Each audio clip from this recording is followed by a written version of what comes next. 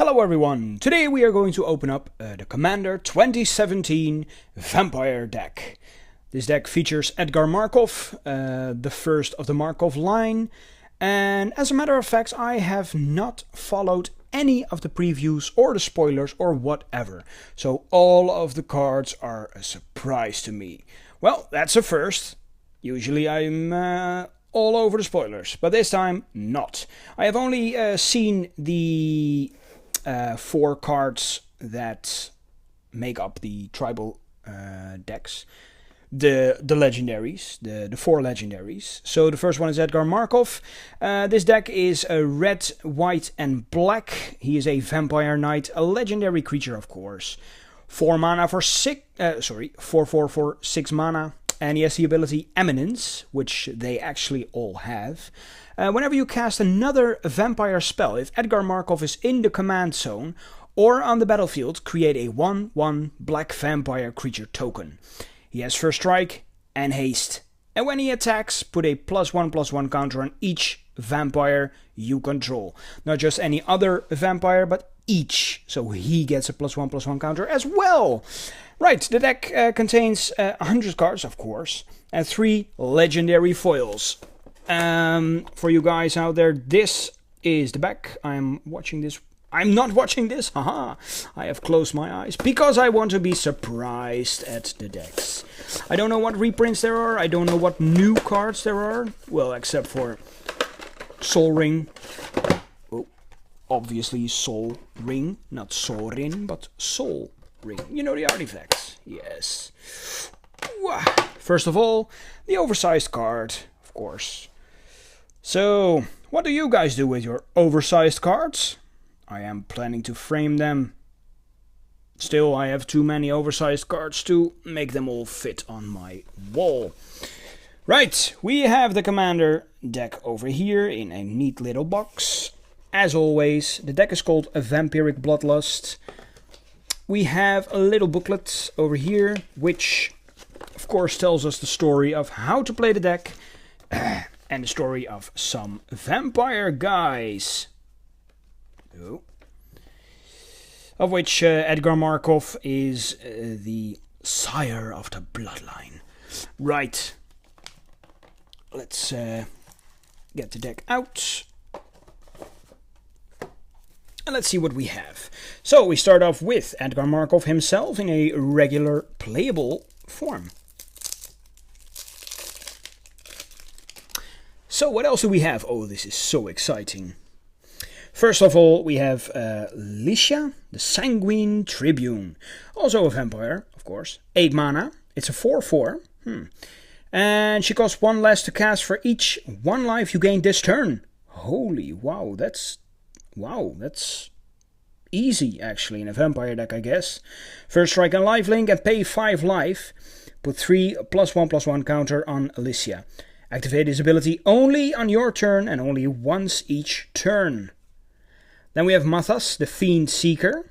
3 mana, also legendary. These are, by the way, the 3 choices for your commander if you are playing this deck. He has Menace. It's a 3/3. For 3, that's not too bad. At the beginning of your end step, put a bounty counter on target creature an opponent controls. For as long as that creature has a bounty counter on it, it has, when this creature dies, each opponent draws a card and gains 2 life. Oh, cool. Wow, you can make new friends and enemies, of course. Are they double-sided again? Yes, they are. So we have Bat, Zombies, more bats. Eldrazi Spawn. Oh. And we have a beautiful vampire token, actually. I like that one. Next up, we have Go for the Throat. Bloodline Necromancer. This one is new. For 5 mana, we have a lifelink 3/2. When Bloodline Necromancer enters the battlefield, you may return target vampire or wizard creature card from your graveyard to the battlefield. Nice. Alright, so this is actually, well, you can use this one in the other deck as well. Because the other deck is wizards. So, yeah, maybe it's in there. I honestly don't know. The Curse of Disturbance. 3 mana, it's an enchantment, now a curse, enchant player. Whenever an enchanted player is attacked, create a 2/2 black zombie creature token. Each opponent attacking that player does the same. Wow. Talking about a vengeance. Next up, Heirloom Blade, also a new card. It's an equipment, 3 mana, equip for 1. Equipped creature gets +3/+1, and when it dies, you may reveal cards from the top of your library until you reveal a creature card that shares a creature type with it. Put that card into your hand and the rest on the bottom of your library in a random order. Cool. Return to Dust, always handy. Swords to Plowshares, always handy as well. Ambition's Cost, nice. Card originally printed in Portal 3 Kingdoms. Blood Artist, alright, yeah, we can expect that. Bloodhusk Ritualist, Falkenrath Noble. Curse of Vitality, also a new card. For 3 mana we have another enchant player curse. Whenever an enchanted player is attacked, you gain 2 life, and each opponent attacking that player does the same. Wow, so this is actually pretty much pick your enemy and well, the rest are just your friends. That's just nice. The Pawn of Ulamoch. Read the Bones. Skeletal Shrine. Siphon Mind. Vampire Nighthawk, of course. Wouldn't have expected it any other way. Rakish Air. Mortify, nice. Stromkirk Captain. A Tithe Drinker. Boros Signet. The Orsov Signet, Rakdos Signet, Skull Clamp, Soul Ring, Worn Power Stone. We have a Swamp, by the looks of it, from the previous Commander decks, so I don't expect new lands to be in here. Kindred Boon, also a new card, for 4 mana, enchantment. As Kindred Boon enters the battlefield, choose a creature type. For 2 mana, put a divinity counter on target creature you control of the chosen type. Each creature you control with a divinity counter on it has indestructible.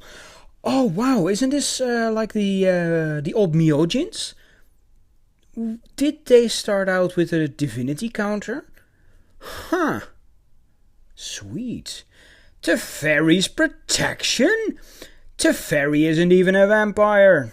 He is supposed to be in a wizard deck. That would be something, but then again the wizard deck doesn't have white in it. Alright. It's an instant for 3 mana. Until your next turn, your life total can't change, and you have protection from everything. All permanents you control phase out. Wow. And exile Teferi's Protection. That is just sick. If you don't know what phased is, while they're phased out, they're treated as though they don't exist. They phase in before you're untapped, during your untap step. So basically they just flicker out and then they come back again. It's an old gimmick from the Mirage block. Very nice. We have a Kiru Mind Eater, which is also new. 3 mana for a 1/3 menace. Whenever Kiru Mind Eater deals combat damage to a player, that player exiles a card from his or her hand face down. You may look at and play cards exiled with Kiru Mind Eater. Cool. New Blood. Also a new card. 4 mana, we can see Olivia Voldaren over there. As an additional cost to cast New Blood, tap an untapped vampire you control. Gain control of target creature. Change the text of that creature by replacing all instances of one creature type with vampire. Oh, wow! This is actually going to be pretty powerful in some tribal decks. Just take over their lord and it boosts your vampires. Very neat indeed. Patron of the Vein. Also a new card. For 6 mana we have a 4/4 flying, and when Patron of the Vein enters the battlefield, destroy target creature an opponent controls. Whenever a creature an opponent controls dies, exile it and put a +1/+1 counter on each vampire you control. Nice. Bloodsworn Steward, also new. 4 mana flying, 4/4. Commander creatures you control get +2/+2 and have haste. So what does that mean? From the set commander, or just your commander. Maybe because you can take over other creatures. That's why it says commander creatures. Right. Crimson Honor Guard, another new one for 5 mana. We have a 4/5 trample. At the beginning of each player's end step, Crimson Honor Guard deals 4 damage to that player unless he or she controls a commander. Oh wow. That basically forces you to just play your commander every time. Disrupt Decorum. 4 mana sorcery, also a new one. Goad all creatures you don't control. Kinda looks like the Red Wedding. Until your next turn, those creatures attack each combat if able, and attack a player other than you if able. Oh, this is just nice. That way you can, you can just protect yourself for 1 turn. Oh, that's sweet. Kindred Charge. Also a new one for 6 mana. Choose a creature type. For each creature you control of the chosen type, create a token that's a copy of that creature. Those tokens gain haste. Exile them at the beginning of the next end step. Okay, we have Blind Obedience. It's an old one. Fell the Mighty. It's also an old one. Another one, the Ruin Sage. We have Black Market. Blood Tribute with the coronation of Sorin Markov over here. We have Olivia over here and Edgar over there. The Bloodlord of Vasgoth. The Blood Baron of Viscopa. Butcher of Malakir. Captivating Vampire.